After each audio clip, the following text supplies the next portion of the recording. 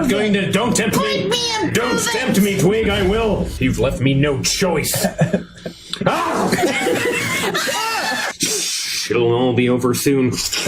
Now that I've fed on you, you could feed on me.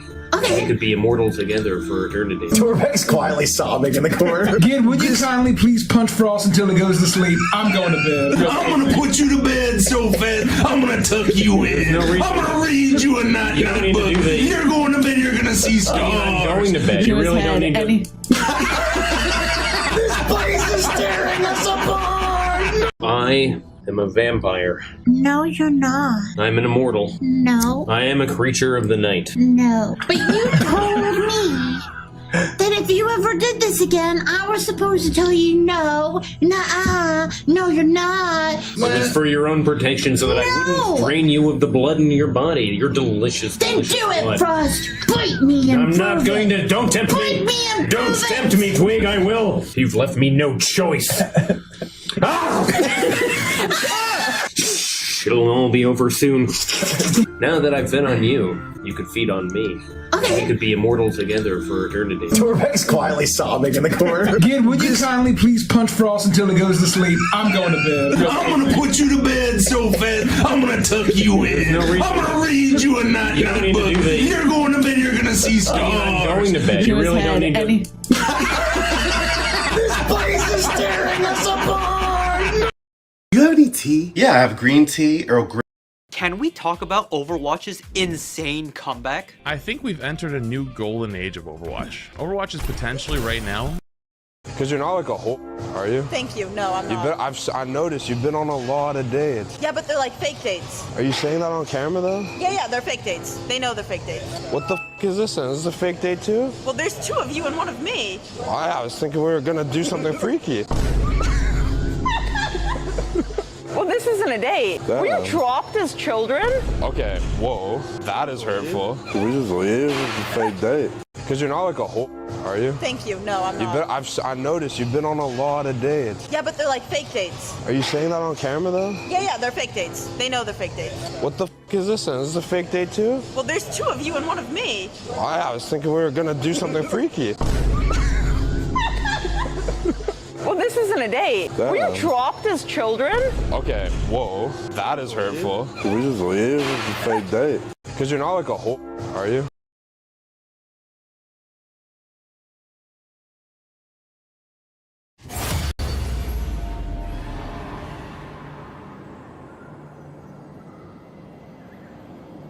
My stream chat dared me to try to eat water. Can you chew water? Wait, can you chew water?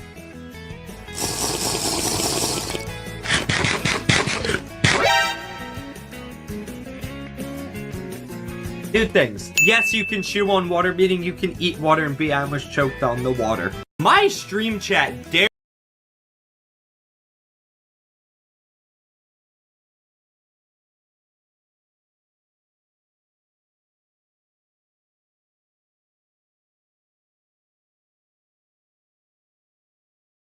Alright, what if I told you that you can have a fresh, healthy smoothie every morning of the week and only dirty up your blender one time? With these homemade smoothie cubes, that magic is possible.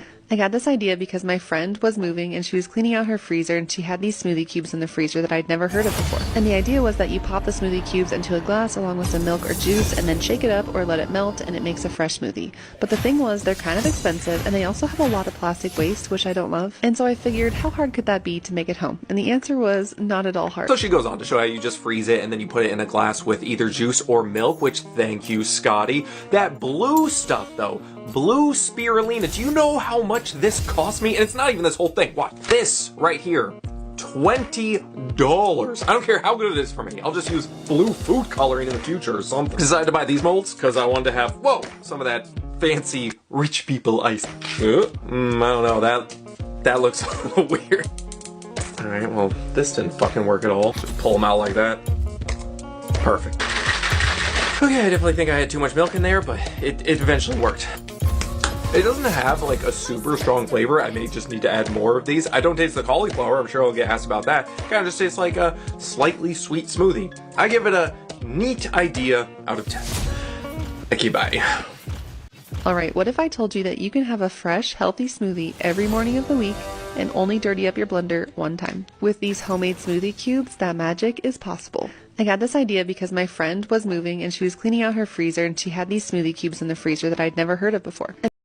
Hey man, I'm looking to get a budget PC build for my kid, but everything is so expensive. Well, what graphics card did all these builds have in them? Listen, I don't know much about gaming PCs, but all the graphics cards were NVIDIA or AMD. You see, that right there is the issue. Okay, hold on, wait. My kid told me to only get a PC with either AMD or NVIDIA graphics card. Normally I would say the same thing, but let me introduce you to my little friend, the Battle Mage. The Battle Mage? Intel just dropped the perfect graphics card for budget systems like what you're looking for. Okay, but how much cheaper is this Battle Mage? Well, the RTX 4060 Ti is around $400 if you're lucky, and AMD has the Radeon 7700 XT, which is about $300 to $350, but the prices are wonky right now just because of scalpers. And the Battle Mage is how much? 250 buckaroos. Wow, I can actually afford a budget build now. That's the magic of the Battle Mage, my friend. Hey man, I'm looking to get a budget PC build for my kid, but everything is so expensive. Well, what graphics card did all these builds have in them? Listen.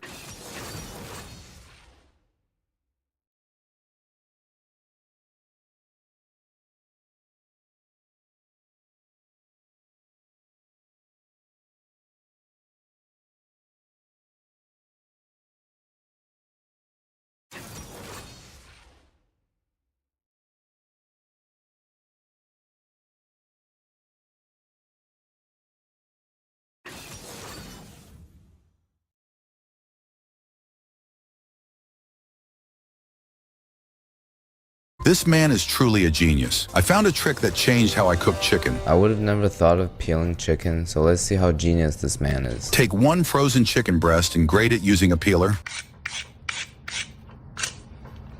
Here goes my Saturday afternoon. Not only does the frozen block of meat hurt my hand, it also takes forever to peel. This man is not a genius, bro. He's just unemployed. But I sharpened it like a spear, so I can stab and kill him, and then eat the chicken. This is the perfect crime. Then grate 2 potatoes and 1 onion the same way, and put everything into a bowl. Now that we're done with whatever that was, let's start peeling this potato.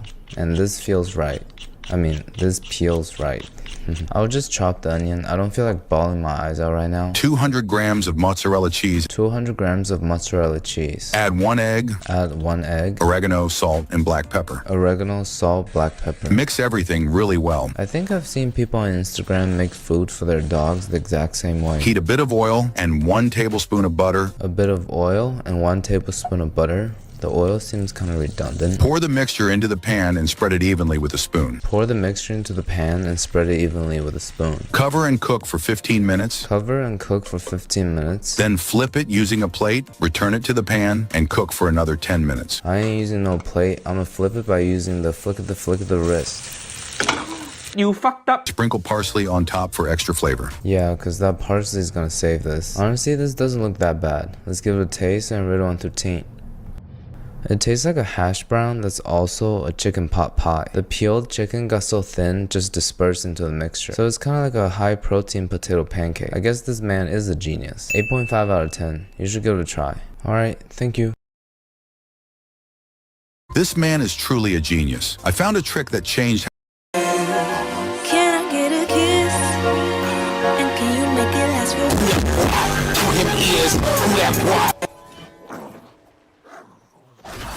a few years back, which was also an Unreal-based game.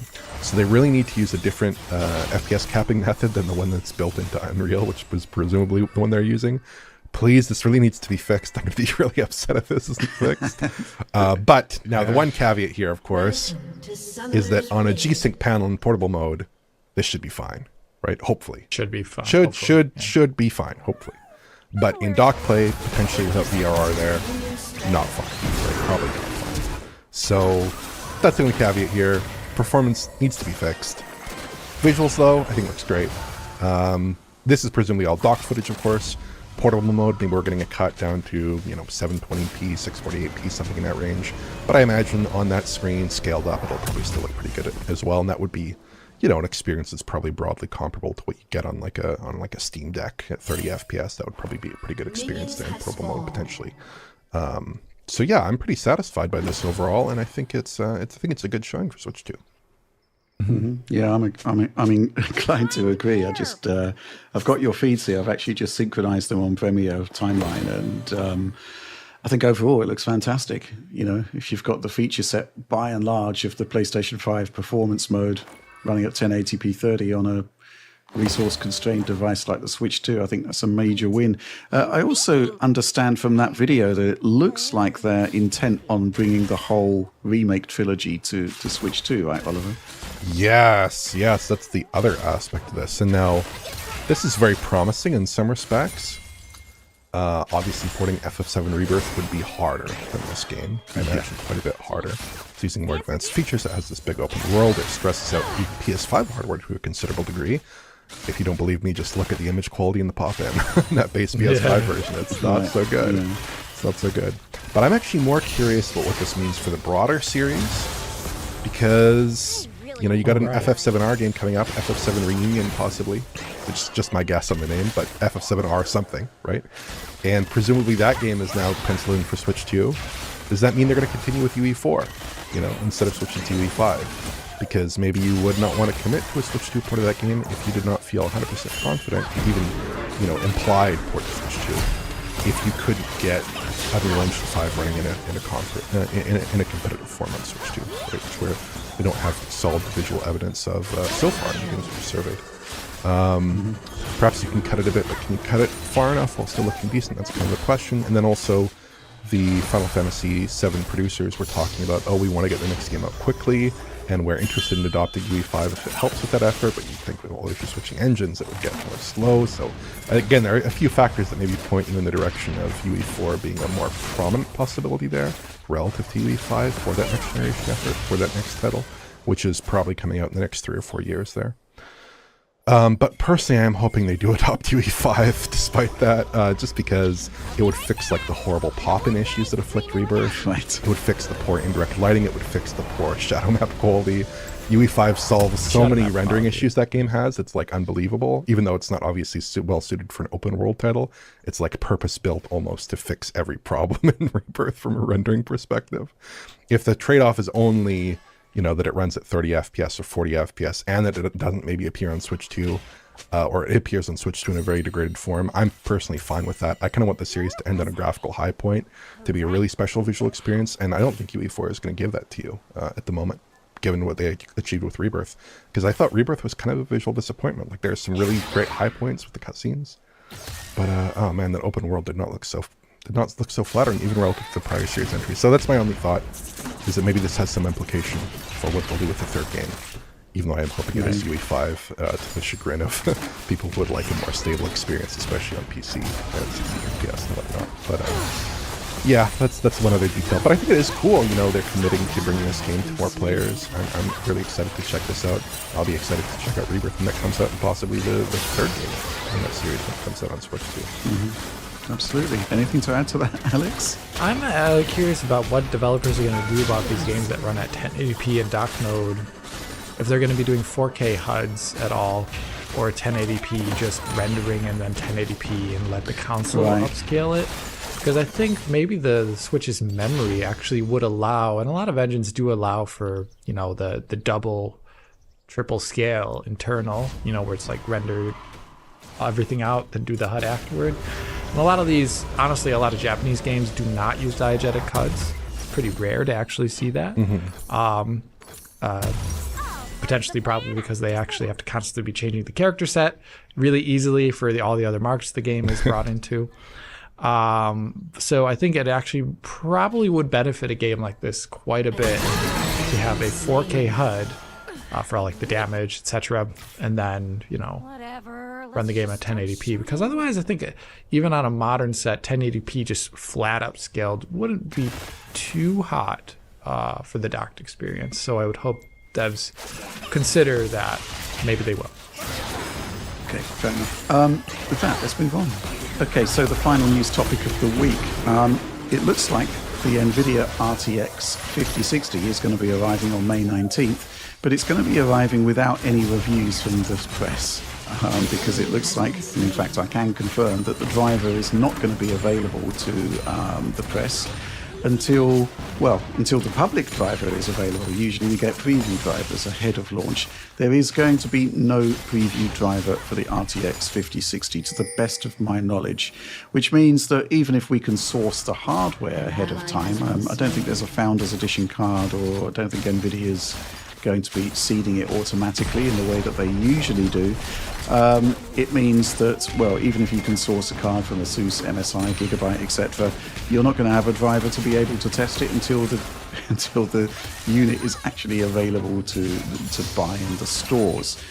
Clearly, NVIDIA doesn't want reviews on launch day, right? There's no other way to interpret this particular information, as far as I can tell. Correct me if I'm wrong, which is not great. And in fact, there was a concerted effort not to see 8GB for 5060 Ti reviews at launch either, which, you know, again, isn't really a good look for NVIDIA. Alex, curious what you think about this. I mean, obviously, the attention of the press, quite rightly so, will be, should you be putting out a 60 class product in the year of our Lord 2025 that is going to be struggling in a number of AAA games and many more to come, owing to its lack of memory. Right. And the answer is, well, probably it's not a good idea. But at the same time, the concept that, you know, you're basically, well, people won't be able to get any kind of idea of how good the card is when it's available to buy. That's not great, is it? No, it's not good from that perspective. But I would always, no matter what, recommend any consumer to never just buy something without looking at, you know, reviews and responses about it. So, you say that though, but it does happen. I mean, you know, the 4060 Ti still being so popular with the Steam hardware survey, when I don't think it got any good reviews whatsoever, means that people do just go out and buy what they can afford, right? Yeah, I guess so. I just don't understand it, but so it goes. And I really think NVIDIA should probably heavily reconsider whatever their stance is about these GPUs and the openness of the reviews and the units being provided. You said there isn't a Founders Edition of the 5060? I don't think so, no. That's a shame. I really like the Founders Editions of their GPUs, and it would have been interesting to see what they do for size on that kind of thing with the Founders Edition profile. There wasn't one for the 4060 either. Yeah, and that also, that's like a pretty small card actually. 3060 was even smaller though. Yeah, I think this is just bad news all around. I really don't know why NVIDIA is doing this, because the negative press that they get and the reputation hits they get from it, I don't see how it's worth it at all at the end of the day. I mean, they're going to sell a lot, probably just because, like you said, Rich, people are buying pre-made PCs without really thinking about it. I just think people just generally buy the GPU they can afford, and they buy NVIDIA because it's the dominant brand. And, you know, fair dues to NVIDIA, they've done a fantastic job in terms of providing features, in terms of providing the Halo products each and every generation, and all of that stuff basically permeates down the stack. Right. But unfortunately what that does mean is that the products that aren't very good have just become auto buys. Yeah, I'm curious to see what the response is then from AMD and all of this. They do actually have a really good chance, like with the RX 9070 and 9070 XT, to make market share inroads here by capitalizing on not selling an 8GB GPU, kind of like they did with the PCIe connector. Well, they are. The 9060 is going to be an 8 and 16 gig variant. Cancel that mofo. Jeez. I think they can't. I mean, there was a rumor that circulated last week that said that they're not going to be doing the 8GB model. But, you know, how do you do that when they've actually been physically made? I think it's going to happen. Maybe they'll just downplay it in the way that NVIDIA downplayed the 5060 Ti 8GB. But yes, I mean, I've got a few thoughts on this. I think something which, how can I put this without upsetting people? In 2020, NVIDIA put out the 12GB RTX 3060, and they did it for $330, right? you paid a bit more for that 12 gigs of memory. It didn't stop the 3060 being an incredibly successful piece of kit, even though, you know, in terms of the product, the 12 gigs was the best thing about it. But, you know, I just did an inflation calculator. $330 today is $407.76. And the cost of silicon isn't getting cheaper.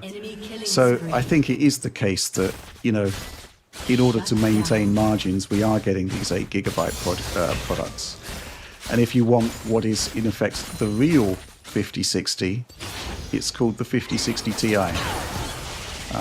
I think that's basically what's happening here. It's not great because historically we're still wedded to this concept that you're going to get a much better product at a much lower price. It's clearly not happening anymore in a world where a current generation console has not dropped in price in 5 years. But it is what it is.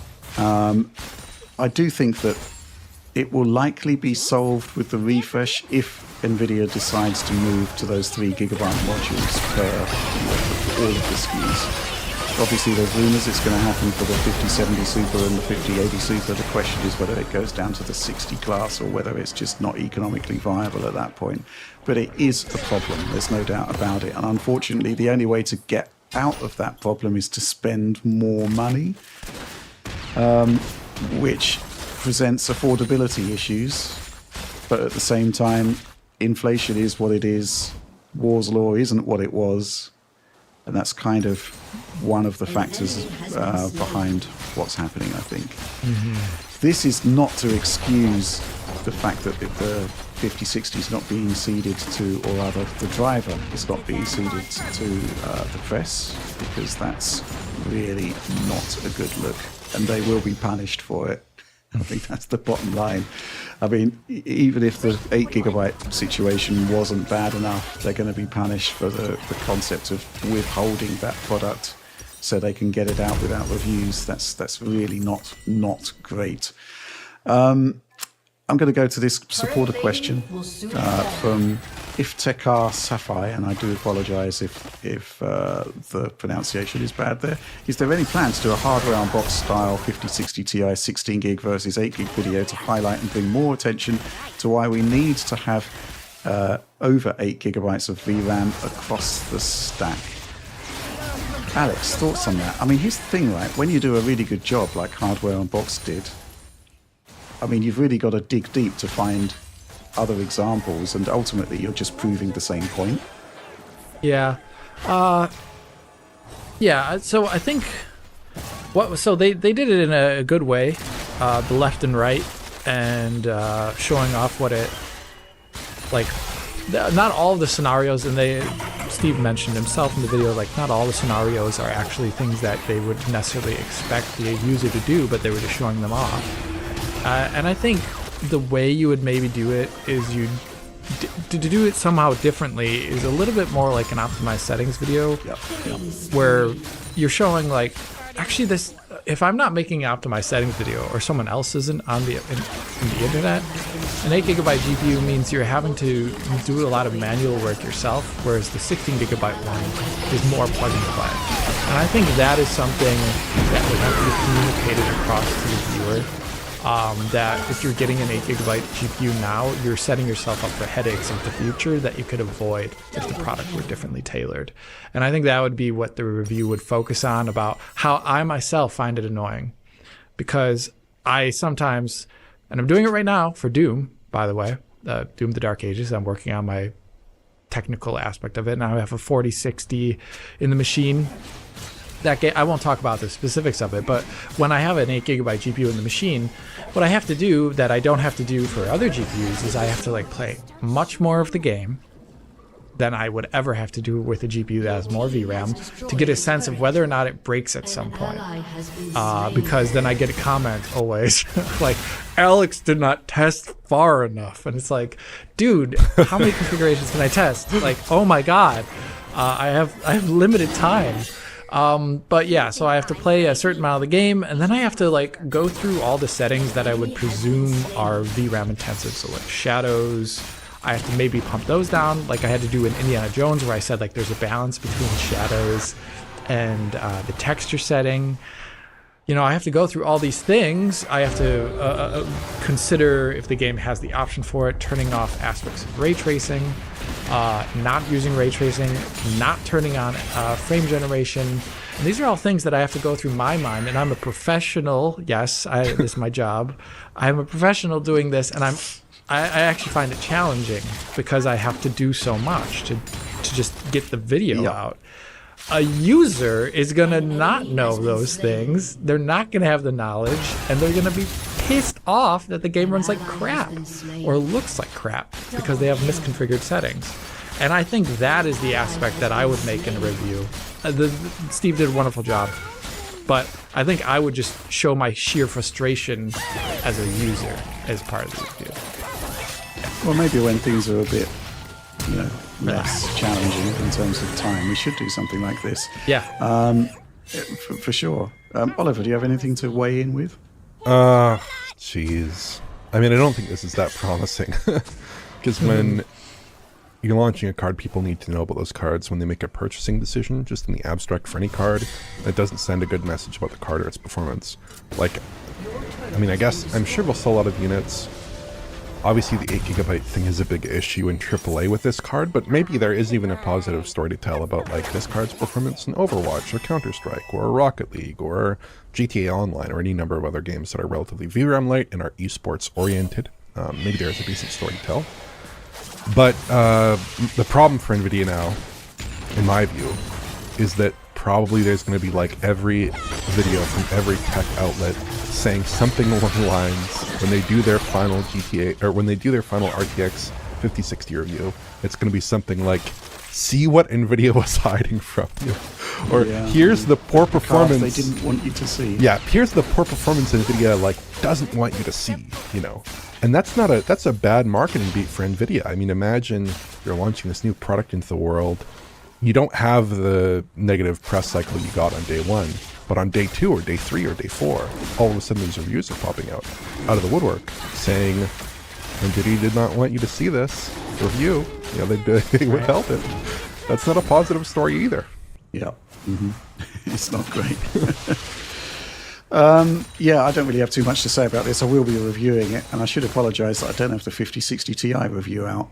There will be explanations for that. I was trying to do something different, and it's just taken me down a whole rabbit hole of what PC latency as a metric actually is, what input lag actually is, how PC latency versus LDAT input lag results don't kind of make sense. There's a lot going on with the 5060 Ti, but I actually quite like the 5060 Ti in terms of the 16GB model. In terms of proportionate value versus the 5070, it falls short, shall we say, but you are getting 4GB of extra memory, which I think is nice. It is very, very similar to the PlayStation 5 Pro GPU in many ways, except that you can do stuff like multi-frame generation. Optimized settings with multi-frame gen works on the 5060 Ti 16GB version at least. And you get some really interesting results. It's a really, I mean, I keep saying it every time we talk about a GPU that's lower down the stack, but you know, the less resources you have, the more interesting it is for somebody like me to see what you can get out of the product. And I was actually quite impressed with what I got out of the 5060 Ti. There's just a lot of questions about, you know, well, how come the 5070 is like 40% plus more performant but only costs 24% more money? Those are sort of big questions that you can't really make any sort of justification for with the 5060 Ti, but it is what it is. 5060, I mean, you know, the 8 gigs is going to be a problem. Oliver's right, it's not going to be a problem for many people, but ultimately people who watch Digital Foundry are people who are playing the AAA games. And in terms of not yet having done an 8GB versus 16GB video, all I can really say is watch Alex's reviews, because he does point out the problems that 8GB cards have. So it's not as if we're ignoring the issue of stuff. And I'm so sorry, Alex, that I gave you that 4060 because you don't like it, do you? Oh, it's probably It is probably my most hated GPU that I've actually ever had to use for DF purposes. I actually did. I mean, I also had the RX 5700 I also didn't like too much because it had problems with the HDMI detection on launch, as well as this being a blower card, so it was like super loud. But no, this is probably my least favorite GPU I've ever had to have my hands on for DF purposes, for sure. Yeah, I think you're also using it on a PCIe Gen 3 board with that 3600, right? I think it is actually one of the earlier Gen 4 boards. It should be PCI 4, so it's not super gimped. Otherwise, it would actually end up being like somewhat unplayable in some games. But I think Gen 4 saves it. And that's another thing about the 5060 series that I don't like is the half PCIe thing, because let's be honest with you, you can't be upgrading from a PCIe 3 interface board. You need PCIe 4, you know, at the least. And then I think there's been some benchmarking going on, specifically about PCIe 4 performance being actually somewhat poor on the 5060 Ti 8 gig version, because a lot of games are swapping a lot more at that point, and that will definitely have an effect on frame times at that point. So it has an impact on the 16 gig version as well, as I discovered in my as yet unpublished review. Up to 20% performance hit in Indiana Jones and the Great Circle. In the 4 or 5 version, or Gen 3, Gen 4, Gen 5. This is Gen 3 versus Gen 5. Yeah, that's awful. Yeah, that's awful. Which is, I mean, it goes from, depending on the game, it goes from like 2% to 20%. But either way, when you're buying a budget GPU, the chances are it probably will end up in a PCIe 3 board, which does present problems, right? Yeah. Anyway, 5060, we will review it. We'll get hold of one. Then we'll have to wait for the public release to test it, I guess. Not great. But anyway, that's it. Let's move on. Okay, let's move on to supporter Q&A then. This is the part of the show where every week I ask our supporters on Patreon to pose their questions for inclusion in the show. I choose the ones that I think are best, or rather the ones we're best equipped to answer within this particular format. I'm going to kick off with a dual question. This one from Gorguds, first of all. IDF gentlemen, exclamation point. News just broke that AMD released an update to FSR 3 version 3.1.4. Do you think AMD will continue to iterate on FSR 3 despite FSR 4, or are its days limited? Tagon86 asks, what is the likelihood we'll see FSR 4 quality upscaling in GTA 6 on PlayStation 5 Pro, considering that the game is now releasing in 2026? Yeah, we're going to be getting a lot of GTA questions, just to forewarn you. But Alex, what do you think about this? Continuing to iterate on FSR 3 kind of makes sense, right? I guess it makes sense for all the devices that can't still use FSR 4. But for the future, I mean, I don't know. It would be, because I actually almost feel like they shouldn't do it. Just because I would vastly prefer if they spent the resources working on other things, because I think that it's almost like somewhat of a dead end. They iterated on the same, hand-tuned thing for 2 years and some, maybe. And they realized, at some point they realized this is not the way to do things. We should be going in a different direction, hence FSR 4. And I feel like just spending dev time on that isn't really worth it on a larger level. So I would actually say I would prefer if they didn't iterate on it so much more and just went on to the new stuff. Right, okay. Okay. Oliver, the other question. Ooh. FSR 4 on PS5 Pro, GTA 6. I mean, based on the timetables we've heard, it's not beyond the realms of possibility, is it? No, it's not. Personally, I would kind of throw a little bit of cold water in this, possibly, at least at launch. Because Mark Cerny was talking about sometime in 2026, I think. Not necessarily early in 2026, but just for 2026 titles, which could mean a lot of things. And Rockstar has been working on GTA 6 for a long time, full production for 7 years, 8 years by the time it launches. And presumably they're happy with the way their TA interacts with their ray traced lighting effects. So That's a big factor, and they're happy with the way the game's image quality looks relative to other extant upsampling solutions like your FSR3s, right? Off-the-shelf solutions you could be using, they're happy relative to those solutions with their current CPA and spatial upscaling. But maybe the FSR4 is ready earlier, or the PSSR inflected FSR4, or rather FSR4 inflected PSSR that Mark's turning is promising. But I'd suspect that at launch it would probably remain the same way it's been demoed so far, which is that PA spatial upscaling. The only wrinkle I could think here is if the game has PlayStation sponsorship of some kind. There's some rumor of a marketing deal possibly emerging because the trailer was captured on PS5 and because a PlayStation-like console was prominently shown in the trailer. If that materializes, then perhaps they could be putting more resources into like a PS5 Pro version of the game and have that really maximize the potential of the console. But otherwise, maybe it would come later on in a patch or something, I'd suspect. I think going back to the original question, I think there's if you use the later version of FSR3, it basically makes it much more likely that you'll be able to inject FSR4. So, continuing work on it, I guess, maybe makes sense in that it's sort of a best of both worlds scenario. But yes, I agree with you, Alex, at some point it does need to just basically stop, right? Because there are other solutions available to AMD card users, principally XeSS, which a lot of people are switching to anyway for the quality advantages over FSR, even on those RDNA 2 and I was going to say RDNA 1, but no. That's not don't run it there. Yeah. But yeah, definitely the RDNA 2 cards, I mean, that is a viable option. And I agree, there does need to be a stronger focus on FSR4. There is still rumours, of course, that there is going to be some sort of FSR4 backport to RDNA 3. Don't know if that's going to happen. I guess we just need to wait and see. Moving on to the other question about FSR4 on PS5 Pro, I'm just kind of interested in the computational cost of that port to see how onerous it's going to be for the Pro hardware. Because PSSR seems to be quite impactful on resources as it stands. So yeah, FSR4, is it going to be better, the same? Who knows? Yes, but let's move on.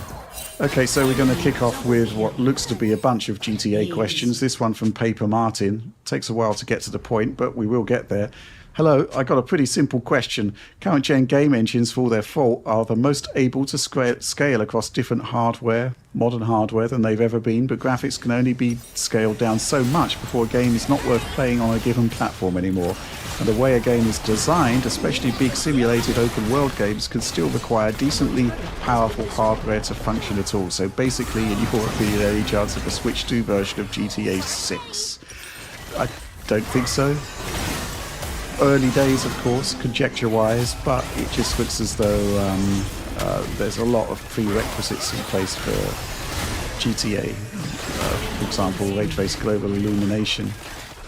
I can see that possibly being done, but for the handheld mode, yeah. CPU-wise, still a bit of an unknown quantity on Switch 2. But the simulation stuff that we're seeing in GTA 6 based just on the trailers is quite phenomenal. And if that's going to be pegged to 30 FPS on the current generation consoles, as we kind of suspect it will, then that poses big problems for Switch 2. I think there's plenty of money Rockstar can make simply by doing Red Dead 2. First of all, GTA 5. There's a lot of, they never did GTA 5 for the Switch 1, which I guess is quite kind of indicative. So, yeah, I think there's probably other options Rockstar would want to go down first. Maybe like PC version of GTA 6 before they get to Switch 2. Oliver, is there any world in which you can see this happening? I'm struggling to conceive of it, to be honest. Well, it's a game that appears to be built around RT. RTGI and RT reflections. And the RT reflections, they're applying it to most glossy surfaces and a lot of semi-gloss surfaces, and there are a lot of glossy surfaces in the game. Plus it's using like really high resolution shadows in some places. It's using I mean, the LODs look pretty good. I don't know if they're using a continuous LOD system, but I mean, the LODs that are out into the distance look very, very good there. So I think scaling it to Series S and having it look visually convincing is going to be a big challenge. Scaling it to Switch too. Come on, that's a lot. It's a lot to ask for a game with this level of ray trace lighting fidelity to work well on Switch 2. And I'd also worry about the CPU side of things, because I mean, they could probably figure out a way to get the graphics on there running at some kind of playable level, even if they had to cut out a lot. They could probably figure out a way to get that running, because graphics aren't inherently quite scalable. But on the CPU side, with a fraction of the performance of the PS5, is that good enough? That's not pretty. It's kind of like, theoretically, maybe, like getting GTA 6 to work at 60 FPS with consoles. That's kind of the margin of performance they need to be offering at 30 FPS with ports. Maybe even more ambitious than that, potentially for the versions there. So I think that's probably pretty unlikely on the whole. And given Rockstar's track record, like, I think they like to port games to Switch when they have a version of the game that actually does work for Switch. Like with LA Noire in 2017, that Team Blondie game, they ported it over to Switch. Very similar to the PS3 version. Again, Red Dead Redemption 2 in, I think, 2023, or Red Dead Redemption 1 in 2023. You know, that was, again, materially quite similar to the 360 version in a lot of respects. That was ported to Switch, and that went quite well. So this time around, I'd expect maybe GTA 5. You know, that would be more realistic. Yeah. I'm sure you could go with that, Alex, right? Yeah, just some other things that even doubt the GPU scaling. CPU, I think, is... If it really is going to be 30 FPS like I expect it to be, I think that's a non-starter in the first place, but just like GPU scaling. So in the trailer, we saw everyone's hair being like this strand hair system. Oh, yeah. That's probably expensive to run. It probably has a fixed cost. Oliver talked about it in that video.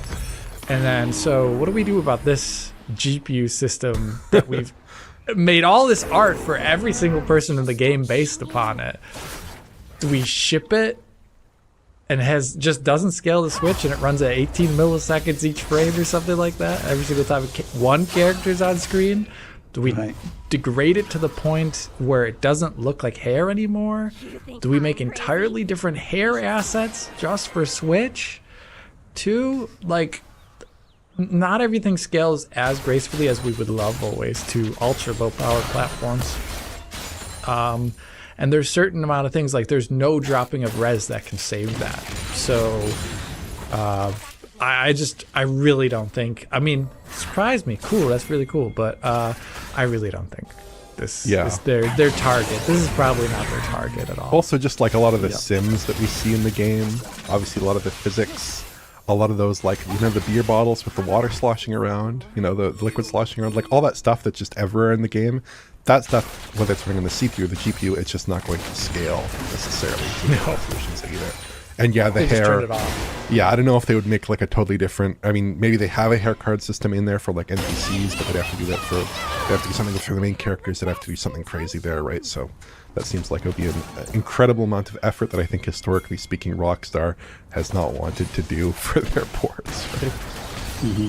No. Yeah, it's not, as I said, it's not as if they haven't got a catalogue of games that are more ideally suited to the system that would make them a massive amount of money.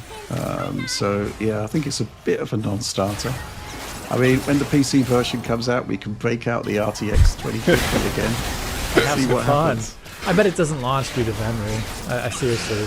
Oh, yeah. Well, I do actually have an RTX 3050 laptop GPU that is within a desktop shell and has 8 gigs of memory. Yeah, that's quite fun to experiment with, but it does have like twice the memory bandwidth of the 2050. Not much I can do about that. So, but even so, you could get an idea of what GTA 6 on a ridiculously lower clock ampere GPU would be like. And just as a bit of fun, maybe we'll do it. But we're talking about potential simulations for a version of the game that probably won't be out for at least 2 weeks. Yeah. So, yeah, you know, don't hold your breath. Okay, next question, and it's GTA 6 again. This one comes from Alan, the infamous Alan from the Discord. Hi, Foundrians. Now that we know what GTA 6 will be like running on base PlayStation 5, what do you think people on the PS5 Pro can expect, and how do you think it will scale down to the Xbox Series S? PS, when can we expect a DF special on Rage and a visit to Rockstar for a deep dive into the tech-used? Well, the latter's basically down to Rockstar if they fancy doing it, but they don't typically talk that much about technology, but if they want to do it, we're up for it. But I guess Alan's question, Alex, is principally about scalability, going down and going up. I think the most interesting part of this is probably Series S, because if you consider what the hardware is, you've got the CPU, you've got the storage. What you don't have is the same level of GPU power, but based on the... Oh no, you just think gaming is less fun because you're growing up. No. I think gaming is less fun because there's no hackers anymore. Anti-cheat's gotten so good that if someone beats you in a game,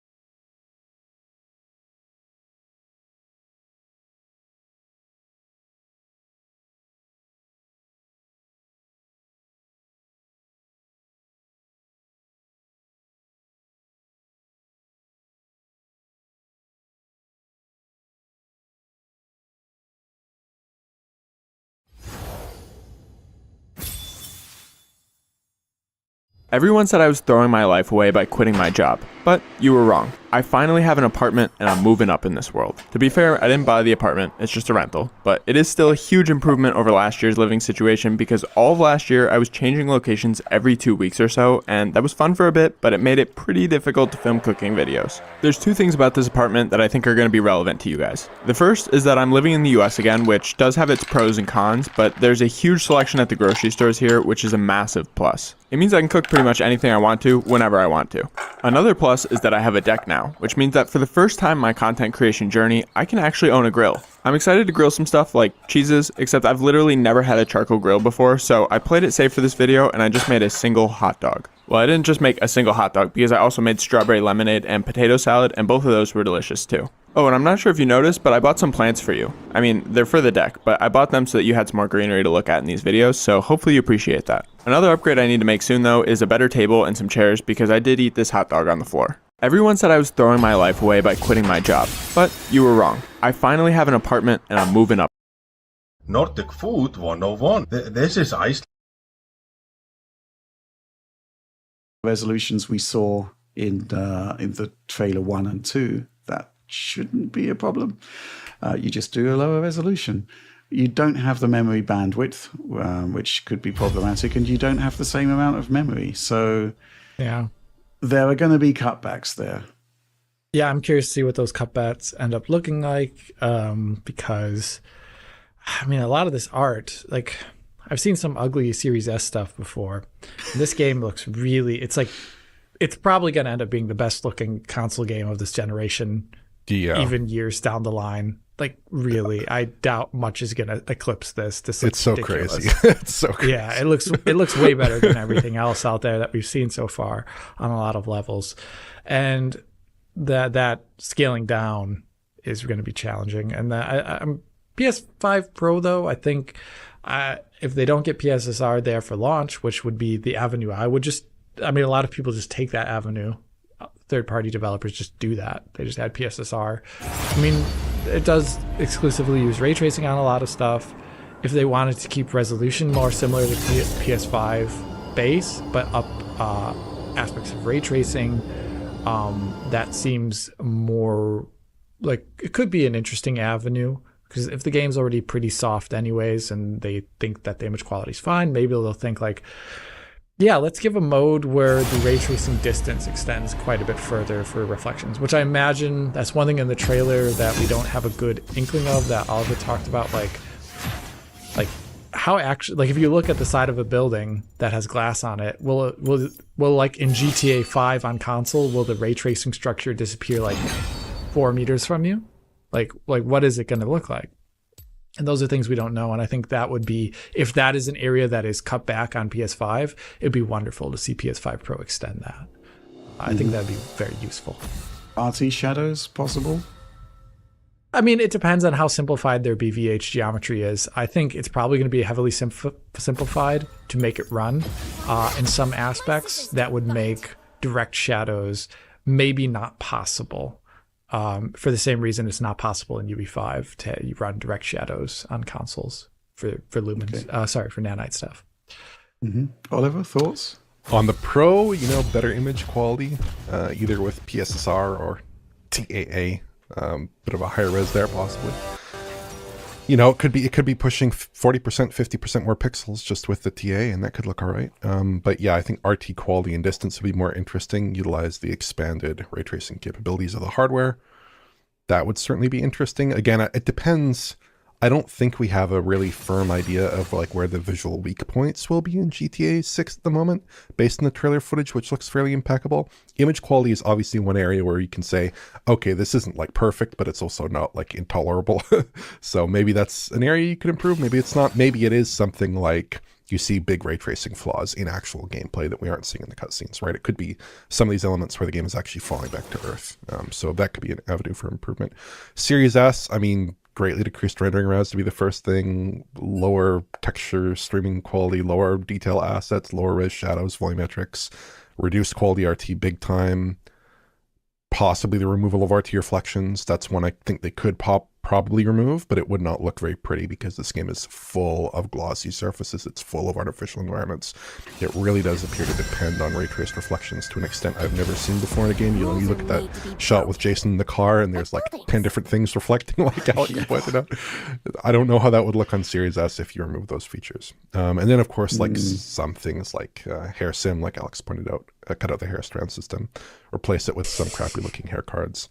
That did not look good, by the way. Like Veilguard, again, I'll come back to Veilguard because it's the closest thing I can think of, but like Veilguard on Series S cut out the hair strand system and it did not look good. The hairstyles looked pretty No, bad. It didn't. So especially given like the cutscene, like even the cutscene animation is designed around having this flowing hair. When Lucia, when she does her little spins or she flips on the bed, her hair is like a character of its own. You're going to cut that out of the game?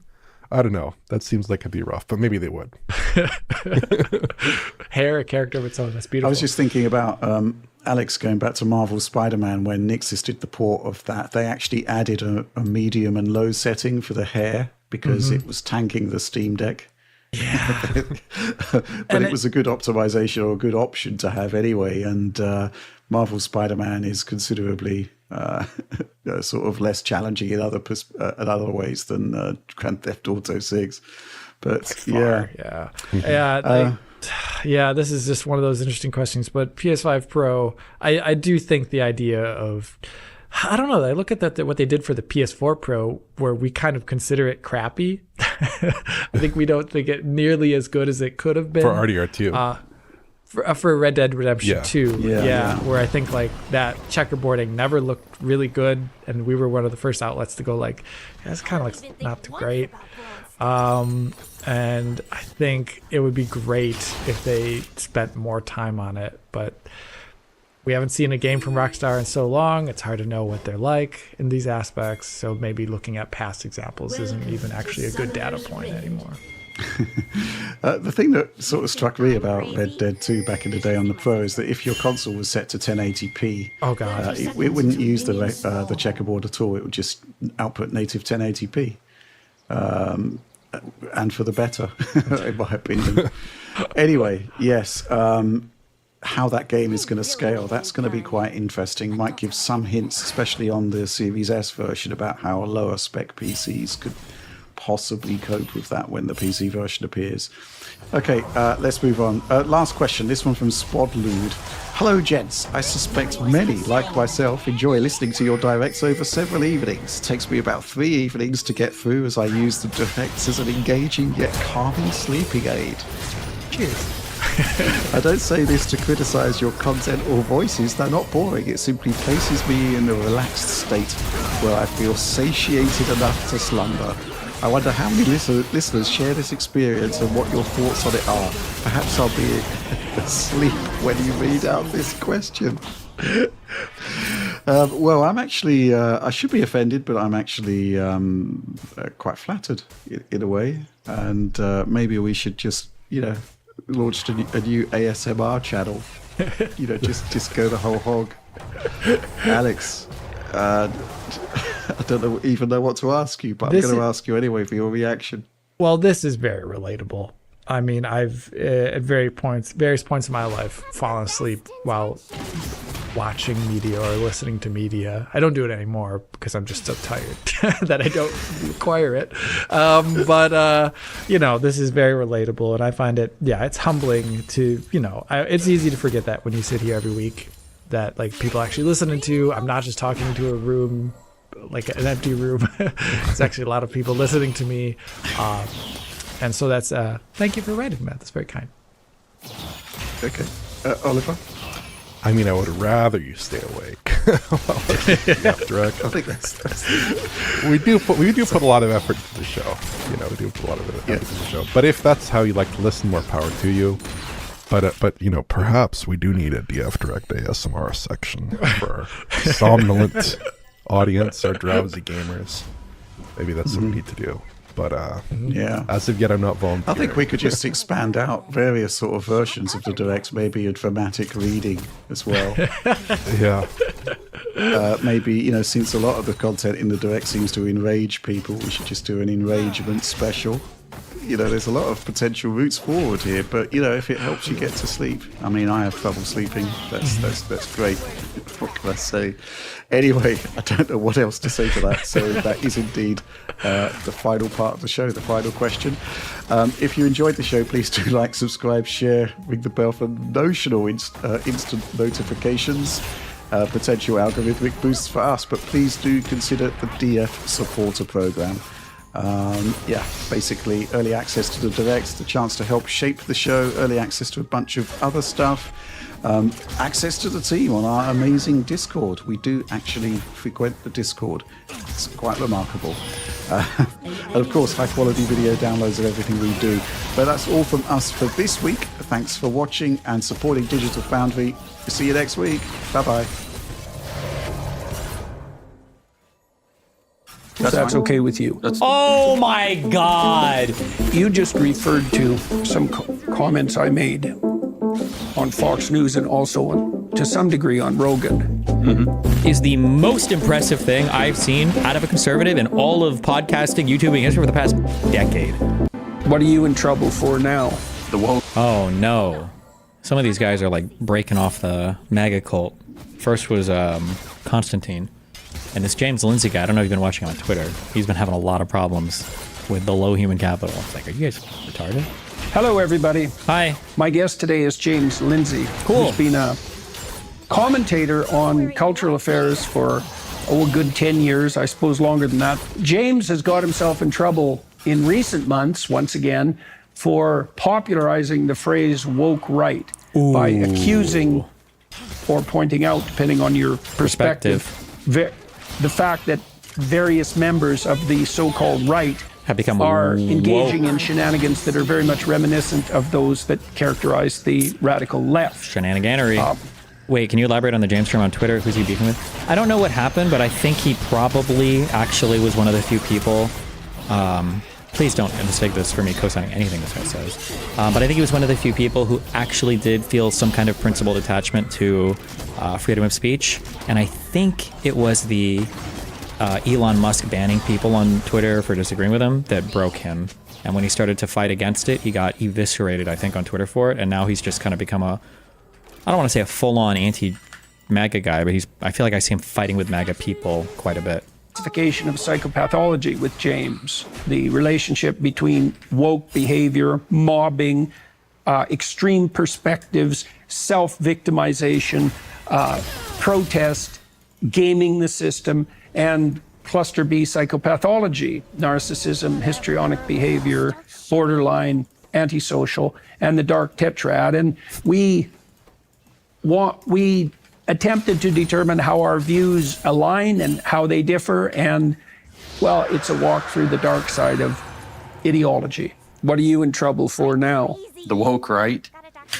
Lay it out, man. It's a fraught term, right? People see it as paradoxical because you have woke, which they associate with left. You have right, which they associate obviously with the right. And so now you've got a paradox. Jeez. And so I've caused myself some trouble. It's not actually a paradox. We would just call that an oxymoron, but that's okay. See, obviously with the right. And so now you've got a paradox. And so also, for as much as these people drive me crazy, I hate these people. This guy, I think, is a pretty smart dude. I think he actually, I believe he has published in the field of pure mathematics. I think he was a math major, and I want to say he did graduate work or maybe even published something in pure mathematics. A very smart guy mathematically, but this was the guy who I was on stage and we were arguing and he was talking about like ESG.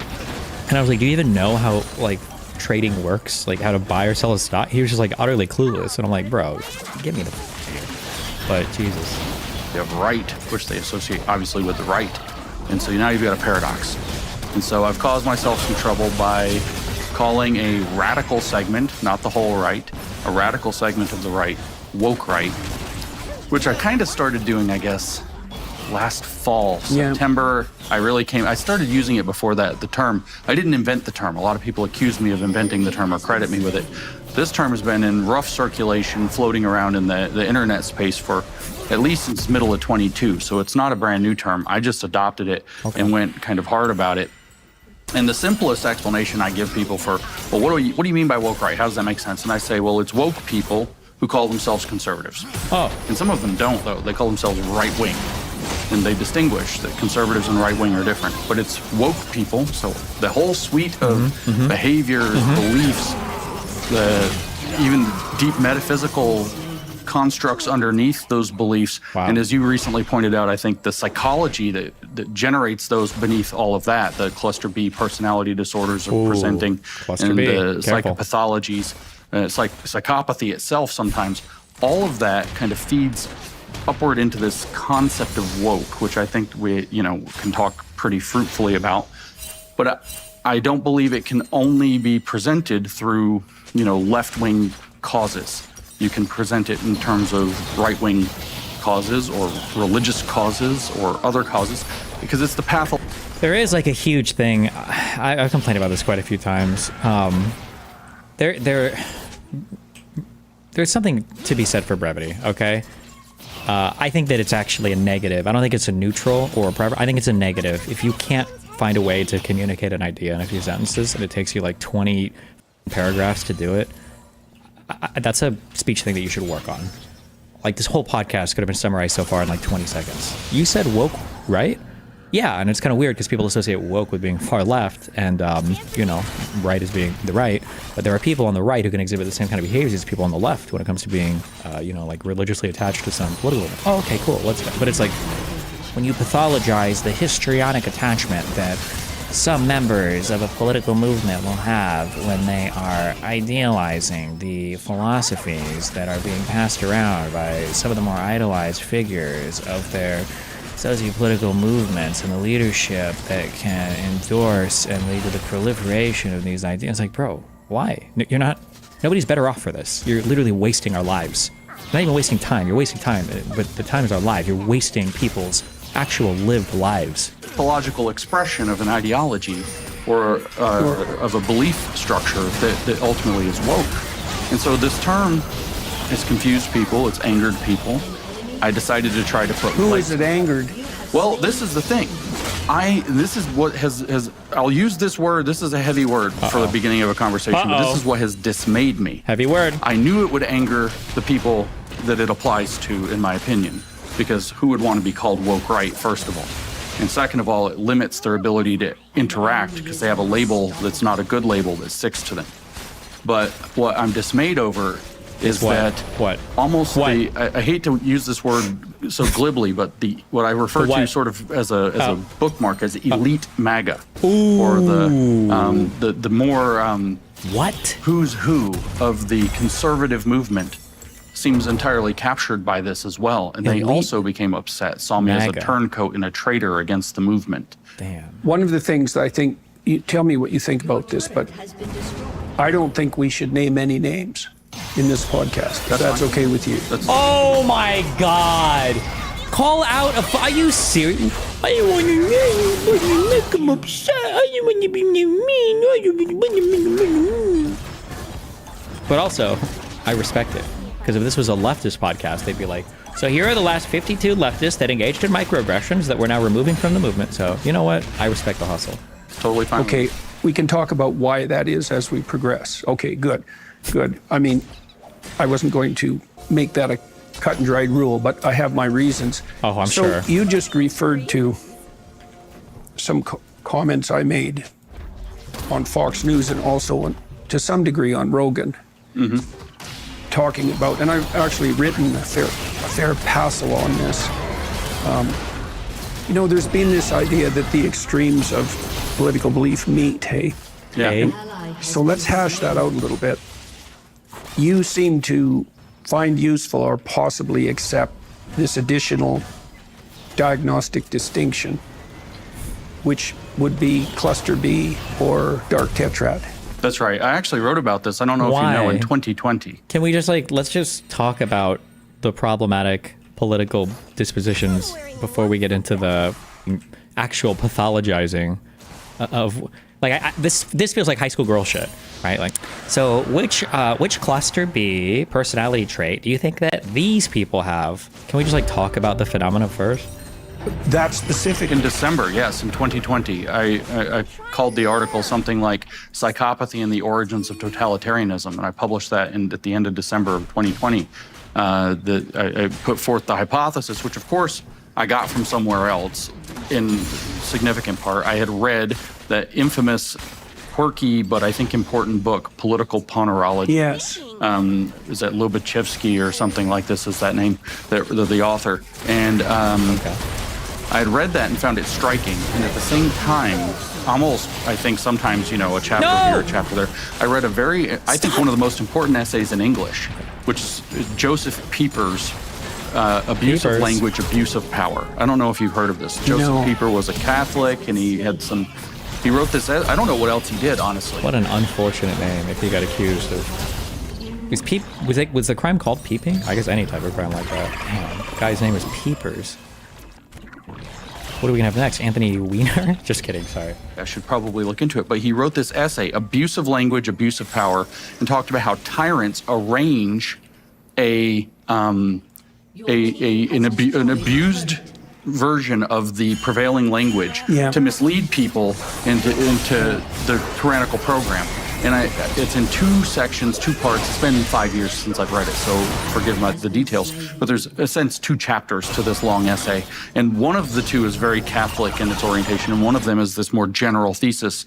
And it was extremely interesting. But of course, in political ponerology, you also have the discussion of the importance of language, which of course we were seeing with the social justice woke movement as well, that they're misusing. Wait, am I crazy, or did he not explain at all what was in the book? Wait, did he just say that the second part was interesting and not explain it? I'm sorry, hold on.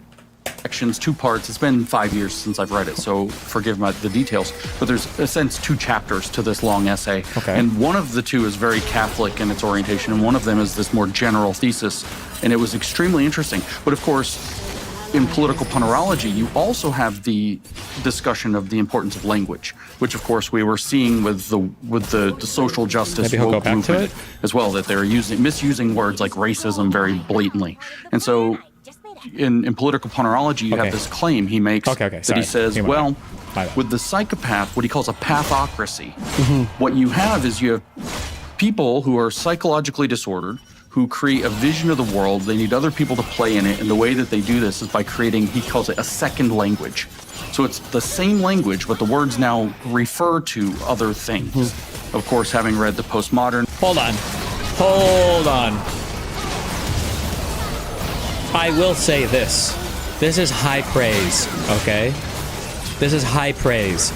The fact that I'm watching a guy who's, I think, conservative, actually cite a book and then talk about the book that he read is the most impressive thing I've seen out of a conservative in all of podcasting, YouTubing history for the past decade. So, good job on that. He actually read a thing and is giving us information from the thing that he read. So, good job.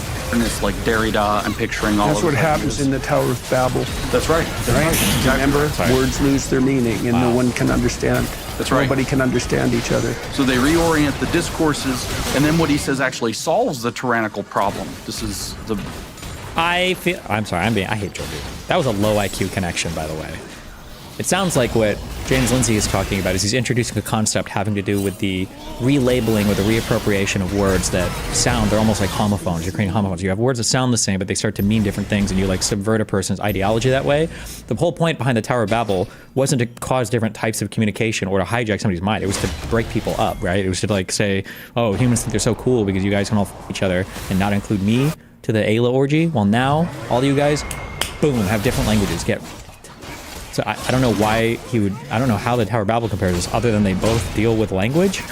Like, he could have just said, wow, that kind of sounds like this app on my phone called Duolingo. But okay. Words lose their meaning and no one can understand. That's right. Nobody can understand. Like, it's not right. He shouldn't even be, he shouldn't even play into his beliefs. But no, that's wrong, actually. It's not about words losing their meaning. It's about them acquiring a secondary meaning. So if you could just shut the f up and let me finish what I'm describing before jumping in with a super irrelevant point. Are you okay? And each other. So they reorient the discourses, and then what he says actually solves the tyrannical problem. This is the Lobachevsky, if I'm saying his name is right, his thesis. What solves it is that a third language... And he's saying the name of the author and he doesn't know how to pronounce it because he actually read the book and didn't just listen to somebody else talk about the book? Wow. That's a 10.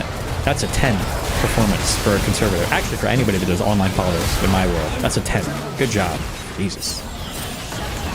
Evolves. That unmasks the second language and allows people to see it for what it is and in fact laugh at it.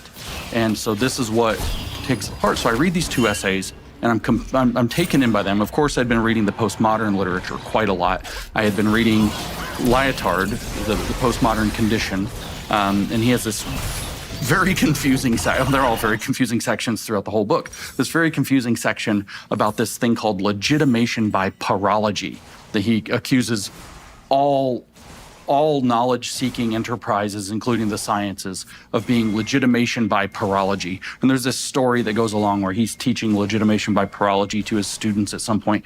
Or no, somebody's teaching Lyotard to their students, a philosophy professor. How long is Peterson going to ride the coattails of this anti-woke movement? Are we going to be hearing this? Like, it maps on conceptually to when one thing that I stress over and over again is like they didn't care about deficits, they don't care about this thing, they don't care about this thing. I guess actually it almost maps onto it when I talk about how when people say they care about a thing, they don't care about that thing, it's actually a proxy for something else. I guess a more eloquent or maybe a more complete way to conceptualize that is by calling it almost like a second language, maybe, I guess, maybe?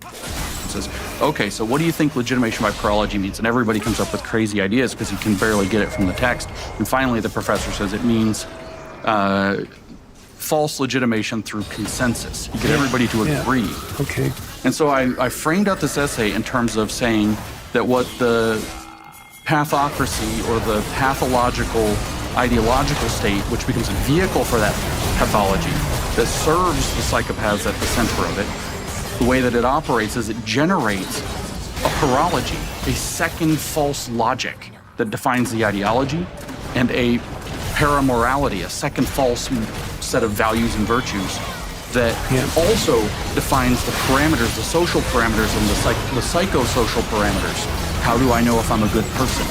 How do I fit in with my society? And so I write this long essay. My poor assistant, I got in trouble for this. I had him publish it on Christmas. I was so excited about it. Christmas Day, we put this out. And, you know, very long essay explaining that this is what I see as at the root, because I was trying to diagnose and explain to people what nobody was calling woke yet at the time, at the end of 2020, or maybe we had just begun to call woke. We were trying to diagnose and explain this social justice left phenomenon. And so I put out this essay and said, I think at the root, underneath the whole thing, there's the same psychopathologies that motivated people like Lenin and Stalin and all this. And I didn't have the psychological chops. I was aware of dark triad or tetrad terminology. I did know quite a bit about the cluster B personality disorders because I knew some people who were basically rabid feminists in the 2010s, and they were all talking about they had various schizoidal personality, and that one may be cluster A. I'm not. Yeah. Okay. True. That's actually true. If you ever want to learn about cluster B shit, just listen to a bunch of crazy women talking, and they will tell you all about these types. Cluster B is, I think, typically the personality disorders that are most associated with like high neuroticism, generally women. Some people even claim that the whole cluster B sect of personality disorders is sexist because it's so heavily slanted towards women being diagnosed with them. But like borderline personality disorder, histrionic personality disorder are included in this. It is. I believe. And then they had the, borderline, antisocial, histrionic, narcissistic would come up again and again. And I think that actually is paranoid's cluster C, right? Yeah. My reading, for example, of Derek Bell, one of the founders of critical race theory, is that he had very likely suffered both paranoia and schizoidea, which are both mentioned by Lobachevsky as well as in schizoid personality disorder. Reads to me like super ultra autistic. Schizoid has nothing to do, I don't believe, with like schizophrenia or like hallucination or anything like that. That's a different. I think that might also be a cluster B personality disorder. But schizoid doesn't have anything to do with like schizophrenia or indicative. I can't say any about any of the cluster Bs. So I think it's a little broader than just that one cluster appear. Conspiracy theories or paranoid thinking, for example. Yeah, right. And I don't like how they're so ardently pathologizing all of this, though. Like you can believe in conspiracy theories without having a personality disorder, or like an actual psychiatric disorder.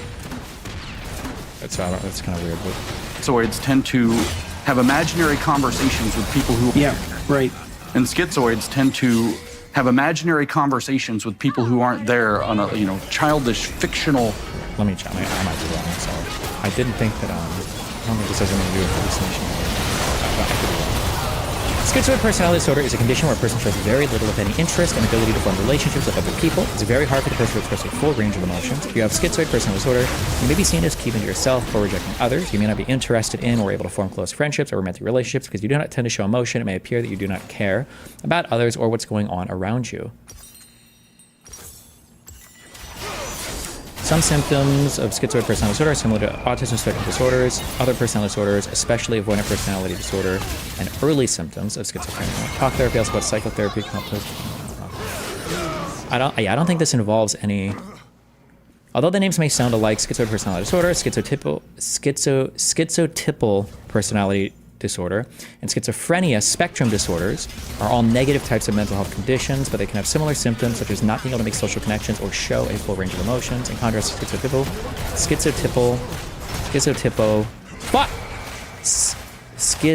it's not schizo, it's schizotypal personality disorder and schizophrenia. Schizophrenia. Wait, is there a T? Am I adding a T always for the schizophrenia? Schizophrenia? People with schizoid personality disorder are in touch with reality, are not likely to feel paranoid, hold bizarre beliefs, or hallucinate, make sense when speaking, although the tone may not be lively. The content of the person's behavior is not strange at all. Okay. This is like a psych term. I think laymen sometimes mix up, or you'll hear schizoid, or people will hear schizoid, and they'll think that it's like related to schizophrenia, but it's not. Kind of like when people hear like negative reinforcement, they think that's the same thing as punishment, but it's not. Negative reinforcement is when you remove a bad stimulus to encourage a behavior. Positive punishment is what most people think negative reinforcement is. If that makes sense. But level, you know, they're but we will forgive him. The fact that he is reading books and is giving us his summaries of books, he still gets his A+, okay? They're pretending the world is the way that it should have been for their emotions when they were 9 years old. That's the split, the skits, and the schizoidal. And so they write these elaborate stories about how the world's supposed to be, and then they have outbursts when the world doesn't match that. And Derek Bell was famous for writing these missives where he would present them as evidence of racism, say at Harvard, where he had an imaginary conversation with a dean, and then would write the whole imaginary conversation down. And I'm thinking, this is so disordered, not just disordered thinking, but this is psychologically disordered, that you would then present this hypothetical conversation as evidence. But at any rate, so let me for a long time I've thought that's there. Okay, so let's lay down some theses and tell me what you think of them. So the first is that about 4 to 5% of the population, maybe more, has dark tetrad cluster B. Like this, you're taking what is genuinely an interesting conversation topic, and it sounds like even James himself is actually engaged with it to some extent, which is impressive. You're taking an interesting conversation topic and you're making it the most like faux intellectual exercise ever, which is just so cringe. Why? B traits to some significant degree. Okay, and so that was histrionic, narcissistic, antisocial, and psychopathic. You say this exact thing for like every podcast? What? Which one? I don't know. I give people credit for reading anything else because people usually never read anything. Right, that's the cluster B cluster. Whether those are psychopathologies, like illnesses, that's a matter of dispute. There are certainly forms of severe social misbehavior, manipulative social misbehavior. Oh, yes. Yes. And people who fall into those categories will use cries of victimization to parasitize.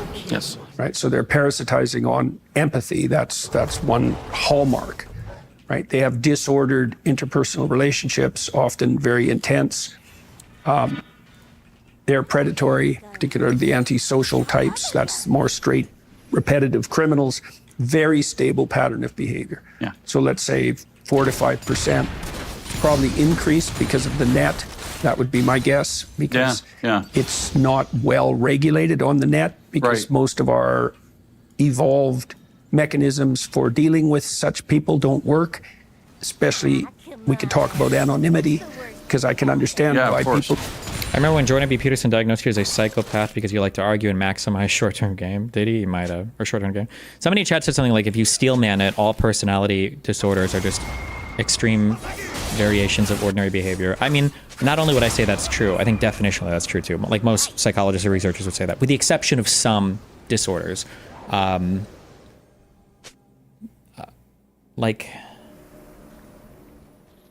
personality disorders, I think that's broadly true, with the exception, I think, of BPD, because that one can be weird. Is bipolar disorder, is that considered a mental illness or personality disorder? Hold on, let me check. An ally has been slain. It's a mental disorder. Wait, fuck, I looked this up before. Is there a clear delineation between disorder and illness? Because, like, I would say that, bipolar disorder, ordinary people, I don't think, experience things that are similar to mania or depression ever. I don't think there's a spectrum for that. Like, that's either a thing that your mind's been fucked, you've experienced it, or you haven't. I don't know if I would see you experience that on a spectrum. But like for a lot of stuff related to probably like ADHD, I think a lot of that is kind of like on the spectrum. Maybe for like anxiety, I think is kind of on the spectrum. I don't know. But I'm the Glink guy? Who knows? Does he still make videos? Will defend it, but by the same token, it allows you to escape from your well-deserved reputation. Yeah. Right. Okay, so that's... Years ago, by the way, you said that one of the features, you got in trouble for this, and you were right, of course, But you said one of the features of our moment was that there's male aggression and female aggression that express themselves differently. Yeah. And male aggression, I don't know if you use this terminology, but I think it's something that's like doesn't upload very well. Yeah, You can't punch somebody in the nose through the screen. Yeah. But female aggression, the social aggression, uploads very well. But what it turns out is this, you know, cluster B or dark tetrad manipulation uploads almost even better. Yes. Yes. You can have 50 accounts. You can, you know, switch from one to the other. You can create entire false environments that your targets have to engage in. It's particularly true because it's literally cost-free. Yeah. Right. So you might imagine that any storehouse of value is likely to be parasitized to the degree that you can invade it for no cost. Yeah, that's totally right. Okay, so this is what I think happened to the universities, right? Is that they're whale carcasses, and they've been invaded by parasites.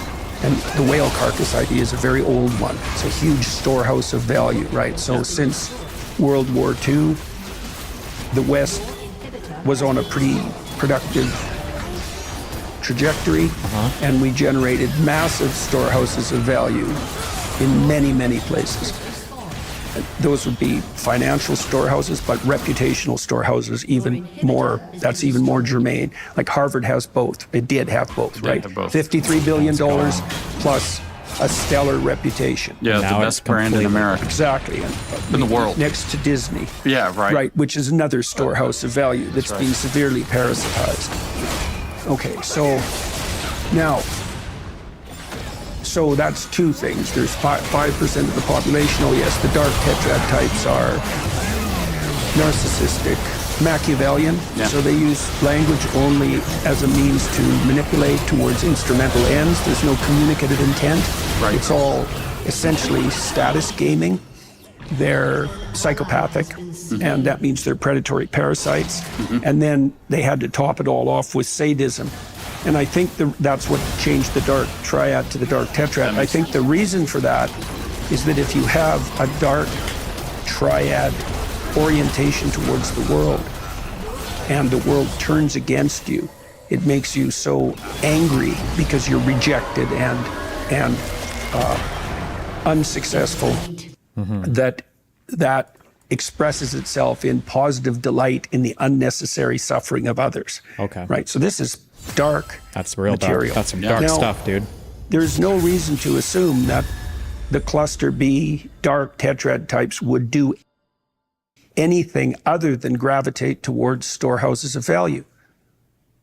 First of all, the parasite problem. I feel like this is also like the most boring form of analysis, because when you hardcore pathologize everything like this. What did you learn most while working at Riot? I think one of my bigger learnings is the distaste I've developed for data-reliant design. I used to be like very data-based, a lot of how I thought about things, and the risk you get from being very data-based is being a little detached from reality in terms of what players perceive. And so while I think data is very important to design and very useful, it is also something you have to be very careful about. Mainly it's like, you really need to consider player perception. And it's not just like, I learned that because, hey, I work at Riot and it feels this way, but like also I see a lot of game companies that like I would argue have started to fail. And one of the things you very often see with like companies that are kind of like making some pretty big mistakes is it feels as though they become very driven by like data and profit margins, such that they like cease being able to innovate. Because they're like, the data says I should do this. And it's like, data is going to tell you what is. It won't necessarily tell you what could be. What did you learn most while working at Riot? I think one of my bigger learnings is Can you pick the gold golem for fun? If I have 100 health when we get to the golem, I will pick the gold golem. Okay, guys, I'm gonna stick to my promise. Yay! We have a gold golem! Was gold golem buffed? No. No, it wasn't. Not even a little. Time to see if gold golem can make some gold. There's one. He made one. He made two. Is gold golem broken? I mean, I did just get 2 gold. Dude, that gold golem's in the back punching Aphelios and made 2 gold. Wait, gold golem lived? Gold golem did a whole 2,600 damage. This whole game is just everyone being shocked from golem making gold? What do you mean? He's now made 7 gold. He's a god. See, you've all been misplaying this whole time. Don't listen to the challengers. Gold golem is always the pick. That's a lie. Don't always pick it. Don't do that. Wait, Gold Golem's still alive. How is he alive? What? Did I just win the game? All right, Gold Golem's broken. Gold Golem's broken. GG. Can you pick the Gold Golem for fun? If I have 100 health when we get to the Golem, I will pick the Gold Golem. Okay, guys, I'm gonna stick to my promise. Yay! We have a Gold Golem. Was Gold Golem buffed? No. No, it wasn't. Not even a little. Time to see if... One go on, like, whatever major loser. So every time someone had a point, we'd be like, whatever major loser. Wait, next time you play hockey, can you do that? If like someone, after you score, just go, whatever major loser. I'm never gonna do that. I'll reward you. What'd you say? Hold on, did you say in like a seductive voice, I'll reward you? That was not a seductive voice. Can I say it again then? I'll reward you. Okay, how? See? What do you mean? What? Like a cookie. A cookie, man, you can't bake. Fine, I won't give you my cookie. One go on, like, whatever major loser. So every time someone had a point. Inspiration is weird, and I'll tell you what I mean by that. I'm a master model builder for Legoland Discovery Center, and I like to build props to play with the kids. Right now I'm doing a bunch of old phones. And I wanted to make that famously indestructible phone from the 90s, so yesterday I built this, and I don't love it. Like, I spent a while on this yesterday. I tried out a bunch of different building techniques, I tried out different styles. This is what I ultimately ended up with, but it's just not quite right. Now I come in today, and I build this one in 10 minutes. No problem. Easiest thing in the world. But the thing is, I didn't build this in 10 minutes. I built this in 10 minutes plus 3 hours yesterday practicing techniques. So while you could say like, oh, I was hit by a moment of inspiration, no. I just kind of practiced and gave myself time for that practice to soak into my brain. And this doesn't just apply to Lego building. It's for writing, it's for music, it's for any other creative hobby you have. Inspiration is practice plus time. And because I know I'm gonna get comments like, oh, I like the first one more. I respectfully disagree, but your opinion is valid. Inspiration is weird. The reason the boomers gave us shit about buying luxuries is because back in the 80s, luxuries were expensive, but life was cheap. Now it's been inverted. Our life is expensive, but our luxury. I have to tell people, I'm like, we're not actually trusting our gut. We're trusting the cells that live in our gut. You tell people that drink, oh, I don't drink, they're like, hell yeah, more for me. I like that attitude. Coffee people are not that way. I'm pretty convinced coffee is a multi-level marketing scheme. They're like, hey, good morning, would you like a cup of coffee? And I'm like, no, thank you, I don't drink coffee. And they're like, oh, so you just wake up? So I avoid coffee shops, but I was going to a friend's house and I sent them a text of like, hey, I'm on my way, let me know if I can stop and get anything, right? And then we all send that text. Basically reducing it to mental illness. And it's like, okay, well, can we talk about like culturally how these things could come about? Or could we talk about culturally, right? I guess the environment is way more interesting to me because what is the analysis that we can engage in here if we're literally just saying all of this is pathology? I guess maybe they can talk about how the environment can cause the pathology, but so far it's just like this. It feels very essential, I guess, is what I'm saying. Like these are just built into people and it could have never been any other way. But problem is a very deep problem biologically, right? It's so deep that some people think sex evolved to solve it. So you mix the genes, it's harder for parasites to move down the generations, right? So that's actually one of the canonical theories for the evolution of sex itself.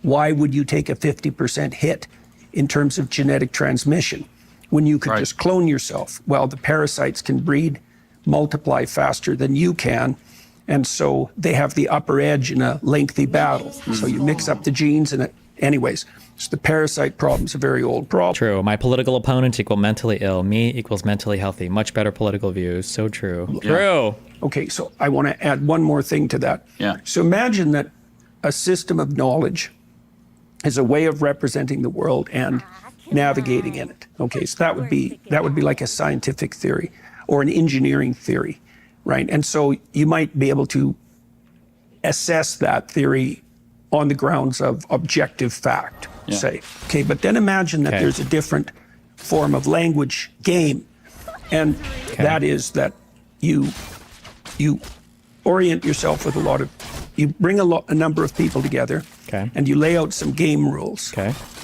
They could be religious axioms. In fact, I think religious axioms are game rules. I think that's the right way to think about it. But it could be political, right? So communism, a pseudo-religion, has game rules, axioms that you have to accept. And so does conservatism. These are games that can integrate a large number of people.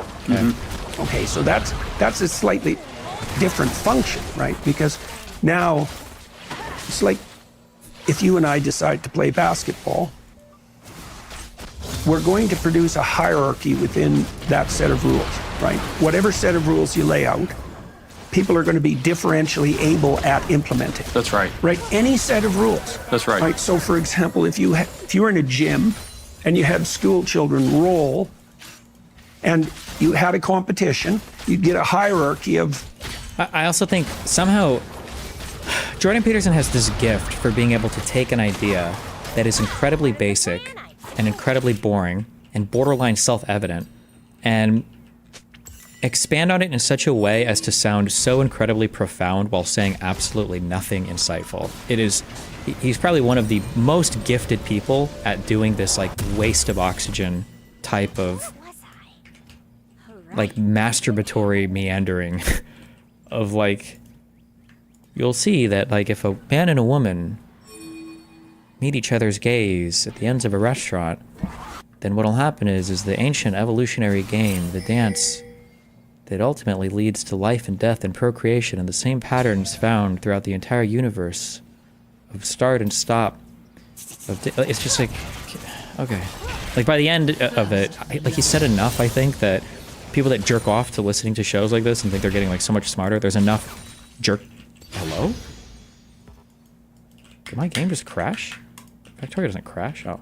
There's like enough material there for them to get off on, but like he hasn't said anything insightful at all. It's so boring. Oh my god. Rolling speed. Yeah. And then the top rollers would, yes, both Weinsteins do this as well, yeah. Would be the high status people within that game. So you can organize systems of knowledge so that they're ground rules for a game, and then you produce a hierarchy. Now, hierarchical position has value. Yeah. So the higher you are in a social hierarchy, the more positive emotion you feel, and the less negative emotion, and the less likely you are to perish. Yeah. Partly because you have social capital and social support. So people will compete for status within the confines of any given hierarchical game. That's a whole different function than representation of the world. Now, maybe you'd hope that your game represents the world too, which I suppose is that would be something like competition in a scientific lab, right? Because yeah, something like that. Something like that, or yeah, it's competition kind of within a game that's actually productive and self-sustaining. Sure. Yeah. Right, and the axioms of Western culture seem to be a game like that. They do. Right. Now, okay, having established that, you can game it. Yeah, of course. Right. And so that seems to be, okay, so we agree on, so far, there's nothing in that you think is objectionable? No, nothing. No, that's right. I think that's exactly right. And it's a good way to look at it. And I think it opens a door to how this becomes woke. One thing I don't like about these shows, and I think a lot of podcasts today are guilty of it, and it drives me crazy that so many of you fucking retards like this style of conversation, is like yeah, actually, you know what? I say that, and I'm actually so guilty. I'm guilty of doing it all on my shows too, so fuck me, I guess, as well. But I blame other people for not being able to handle disagreement. All podcasts today seem like they're all just some version of yes-anding everything. That's it. Yes and yes and yeah. Like, can we ever hear a disagreement ever? Like, do you guys really agree 100% wholeheartedly with every single thing being said? There's no disagreement whatsoever at all that we can talk right now? Yeah, like, I tend to think that StarCraft 2 is just the best game ever made. Yeah, I know what you mean. I think Halo 2 is actually the best game ever made. And the guy's like, yeah, that's true, actually. I really liked in Halo 2 how you could dual-wield weapons, or was that only Halo 3? And the guy's like, yeah, that's true, yes. That is true. Dual-wielding weapons, though, was actually the worst part. I think the sword was the best part. Oh, okay, yeah, true. The sword was really cool that you could, like, one-shot people. Yeah, actually, it was like the sword sniping was the cool part. One-shotting was actually really lame. It was like, yeah, true. And it's just like, what? Why? Are you so scared of stepping on top of each other's toes that you can't? I don't know. In a particular way, if we get very, very general, because if you actually want to know the controversy about woke right, what's happened, Eric Weinstein told me this. I know we said we're not going to name names, but it's positive. Yeah, okay. He told me that what he realized, and of course he's a mathematician as well, and I'm a mathematician, so he He said, he told me this at ARC, actually. We were having a conversation, and he said, when I realized what you'd done is generalize the concept of woke and then applied it in a different domain, it clicked. So it's no longer, just left-wing, totalitarian behavior. It's now this mode of totalitarian behavior that I can apply. It's transferable. Correct.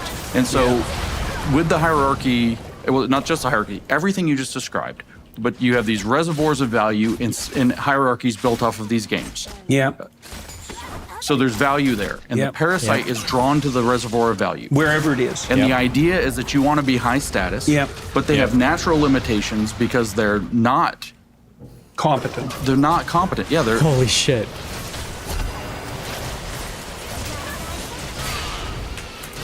Do you know what he is right now? Your Book was so disappointed that you did that too. I think he's seen one more pushback. Oh yeah, for sure he did. I was not. That was not what I was there for that combo though. To have a whole... Jordan Peterson's giving us the React right now. The reservoir games, just described. But you have these reservoirs of value in hierarchies built off of these games. Yeah. So there's value there. And the parasite is drawn to the reservoir of value. Wherever it is. And the idea is that you want to be high status, but they have natural limitations because they're not competent. They're not competent. Yeah, they're outside of the range of what brings you to the top of these They tend to be very low in conscientiousness. They tend to be, that's right. And so what would you do? What you would do is there's a word for what you would try to create. As the parasite who's now latched on, the thing you would try to, there's different, if you want to talk about it in politics, there's one word, and if you want to talk about it in religion, or more generally, there's another. The general word, or the religious word, is cult. You'll create a cult where you've taken a variation on those rules to where there's a new status game that's rigged so you're always on top of it. Yep.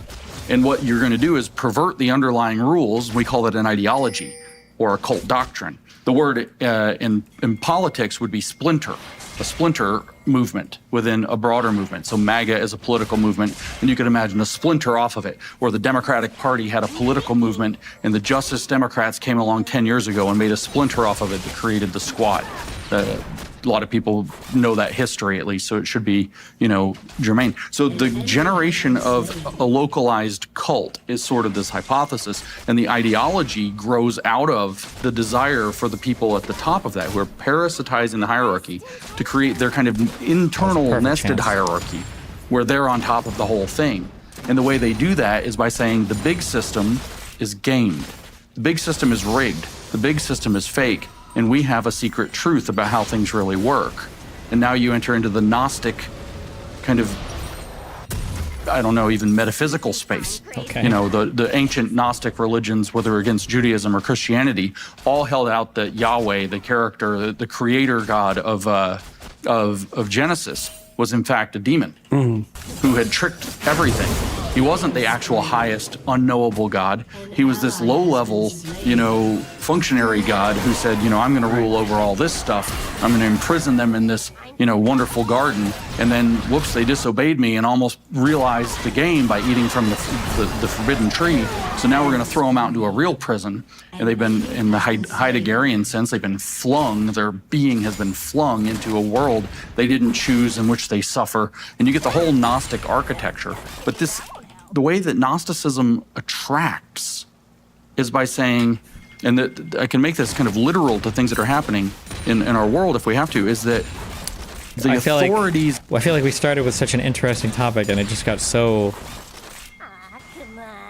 I don't even know, symbolic and pathological and crazy so fast now. In the existing game, know so much, but they don't want you to know everything. They don't want you to know more because you might surpass them. Okay. They're trying to keep you down. Okay. But if you come with me in my cult, I'll tell you the real secrets. That's an appeal to paranoia too. Sure. And that's going to be more effective under conditions of extreme uncertainty. Sure. Okay, so let's concretize this a little bit. Sure. Okay. I'd like to talk about, we can talk about Douglas and Joe. Sure. Sure. I think let's amend our One more rule. sure. We're not going to point any fingers at woke right people. But Okay. I'd like to talk about... He wants to talk about Douglas and Joe, but we want to be very careful. We're not trying to burn any bridges. We're not trying to be mean to these guys. We're not trying to call them out. We're just talking about the ideas. We're not going to point fingers at them. Oh my God, dude. Joe. Sure. I think let's amend our rule. We're not going to point any fingers at woke right people.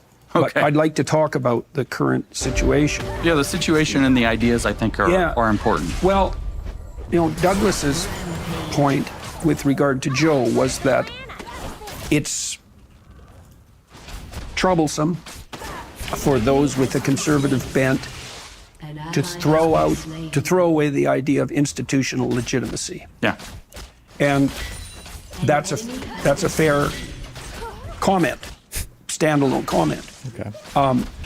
Joe's rebuttal to that, insofar as he had a rebuttal, because I thought the conversation was actually pretty civil given how difficult it was that the institutions have been so cataclysmically faulty in the last 10 years that the only possible antidote to their falseness is really unrestrained investigation. And Joe's been a master of unrestrained investigation, obviously, because he's allowed his interest to take him wherever it goes, which allied with a certain amount of conscience is a pretty good orienting function as far as I'm concerned. Okay. And I'm at a loss to some degree how to reconcile those viewpoints, because I think it is a cataclysm that the institutions have become unreliable. But let's walk through them a little bit. I think the universities are gone. Me too. I think that Harvard is having this war with Trump, and that Trump is 100% right. Yep, me too. The president of Harvard, in my understanding, said to the Trump administration that it was unfair to punish the researchers by withholding their research funds. But I look at that and I think those researchers have been filling out DEI statements for 10 years. Yeah. So as far as I'm concerned, they lost all their credibility. They're not independent researchers at all. Oh, that's right. And they could say and have said that they were just following the rules. It's like, so is Hitler, Himmler, Goebbels, and everybody else. Oh, no, none of those guys. Fuck. Or the Dr. Menda, whatever. Please do a Nazi comparison. It's so perfect. It's so perfect. Please, God, do a Nazi comparison. Please, I'm going to come. Please. Have said that they were just following the rules. Please. Like, that's not a very good excuse if you're a seeker after knowledge, right? If the rules have become pathological, you have an obligation to cease following them. Harvard took its DEI head, I think it was Harvard, and kept the person and changed the name. Well, that's all the universities are going to do that. Yeah, that's right. Why wouldn't they? And it's just fundamentally deceitful. More deceitful even, right? It's another form of mimicry. And I guess that's another thing we could point out about the psychopathic 5% is that they're masters of camouflage. What a psychopath does is mimic competence, right? That's right. And usually they can't get away with it not for long, because they don't create, they destroy. And eventually that evidence accrues, and then they have to leave and find another host, so to speak. Right. Now online, that's a snap, right? Because you can just switch Exactly. You can just switch your identity and you solve the problem, or you can multiply it beyond. And then there's a bot problem online too. Tremendous bot problem. Yeah. We've tracked some of that, and for some of these discussions about the woke right, 30% of the comments are bots. Yeah, right. All of the woke. Oh, the bots are targeting them. That's why. Okay.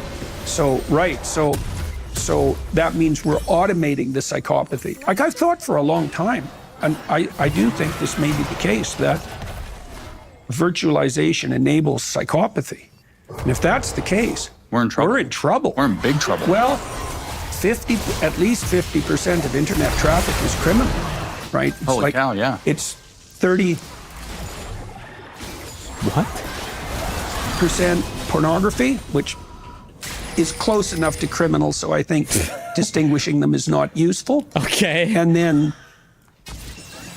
like, old people are just scammed non-stop. Non-stop. Right? Okay, dude. So, and there's no policing, and there can't be, because you can hide so effectively. Right. So, and then what it seems to happen is that the unrestrained psychopathy spills over into the public domain, and everyone is mad, like in both senses, angry and insane because of it. Let's return just for a moment to the hierarchy idea. So you pointed out one interesting mechanism of attaining status, which is to twist the rules slightly, create a new game, and dominate that as its originator. Right. So that's a transformation of a process that's actually creative and adaptive, right? Because if I wanted to make a variation of a business, I could do that. And then if I served my customers well and so forth, I could climb to the top of that new business niche and succeed.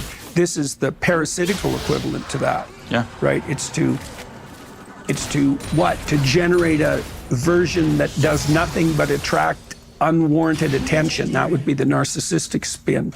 And to use any means whatsoever to attract that attention. While directing blame to the parent structure. I think that's very important. Yeah. So, for example, with Karl Marx, he phrased his vision of communism wasn't the crude communism that was experimented with by Gracchus Babeuf in the French Revolution. It was a transcendent communism, and I use that word because he doesn't call it transcendent communism. He calls it communism. But what he says, his exact wording for it is it's communism as the positive transcendence of private property as human self-estrangement, and thus a complete return of man to his true nature as a human or social being. Right. So that's a Nietzschean revaluation of all values. Yeah, it's really it's much deeper than people think. It's redistributing property. It's to transcend property. And so how does this turn into what I said is that the game, which at that point he's looking at, it doesn't matter if it's capitalism or feudalism or even slavery, it's the private property game that he believes is the course of history. He says, well, everything is actually that thing's fault. And people who play that game are the people who are the problem. And that's how he recruits. He finds people who are losing within that game, who are being injured by that game, and says, you know what? It's not you, it's the whole bloody game. Come over here. We've got a different game. But the trick is, who's at the top of that game? With Karl Marx, it was Karl Marx. It wasn't the people ever. If you read it, so what's Communist Manifesto? Why do you and every other fucking political commentator mispronounce Qatar as Qatar? Because the actual Arabic pronunciation of it's like Qatar or something, and Qatar is the closest like English way to say it, and Qatar is more incorrect. It's like my dick bitch. We'll just break it down. Chapter 1, Communist Manifesto, is titled Bourgeois and Proletarians. Bourgeoisie and proletarians. So he describes the relationship between the people who are playing that game, the bourgeoisie, and then the proletarians, who are the workers at the bottom who are making that game possible. And he says, all you guys down at the bottom are getting exploited. You're being alienated from who you really are. You're alienated from your product. Everything's terrible for you, and it's exploitation, so the winners of that game can cheat you. That's the relationship that he puts out. Chapter 2 is communists and proletarians. And he says, so it starts out brilliantly. He says, so what's the relationship between the communists and the proletarians or the workers' movements? It says, we don't disagree with any of the workers' movements. We actually are the highest expression of them. Wow. So we take their vision and put theory behind it and take it to a higher level of understanding, and we're going to bring all you guys with. And so naturally, what's going to happen? So let's say he agitates the proletarians to revolt. Mm-hmm. He's just said that the shepherds are going to be the Communist Party. And then who's going to run the Communist Party? Karl Marx. Yes. So it's a whole thing is a giant scam to blame the existing system, to agitate a large group of people who aren't winning within that system, to get them to switch games to the with him at the very peak. Okay, so That's to crazy. me, I know that we've talked a little bit about religious matters, but I'm going to delve into that for a second. Actually, before we go, put a bookmark. Yes. Okay. Because Hitler did the exact same thing. Yes, Hitler. The exact same thing. Mussolini did the exact same thing. Hitler is much more clear. Yes. He says, we had this German race. And back in history, he writes this fictional mythological history of the Germans. Some of it, if you read or see it, is just kind of humorously, transparently false about how great they were in antiquity and all of it. So we've got these Germans, and they've got all this, he's got this whole occult, theosophical, Aryan stuff that he's brought in from Helena Blavatsky and read The Secret Doctrine and all this weird occultism. He's attached to race. And in Mein Kampf, second volume, chapter 1, he talks about, well, the Nazis have a new world. Your Kampf? mine. Concept. I get it. And that world concept will be the racial world concept. And then he lays out how the state exists to preserve the race. That's the point, because when you have the race, you have the people who will generate high culture. And when you have the people who generate high culture, then you can advance society to its highest level of expression and man's highest level of expression. Very progressive ideology. But what he's saying is, we had this somewhere in this mythical, distant, foggy past, and we can recover it. How? By taking every step that we can to figure out the race and purify the race. And guess what? Everybody who's with me that wants Germany to be made great again after World War I and the ravages of the Treaty of Versailles as they saw it, and the challenges that came with the the interwar period as we see it now. All you Germans who are mad at Europe and mad at the French and you're having a bad time, guess what? There's a mythic Germany that you've lost and we can get it back. Hey, come on, let's go. And here's the ideology. It's our Jesus, I'm so curious how the rest of this conversation, how are they not going to map that directly onto, literally it's in the slogan, Make America Great Again. How do we escape that? Racial world concept. And here's how it's going to be organized, not with this vanguard Bolshevik model over there that the communists use, but we're going to use what I call the Führer principle. Not me, Hitler called the Führer principle, the leader principle. Of course, who's the Führer? Hitler. So he's on top.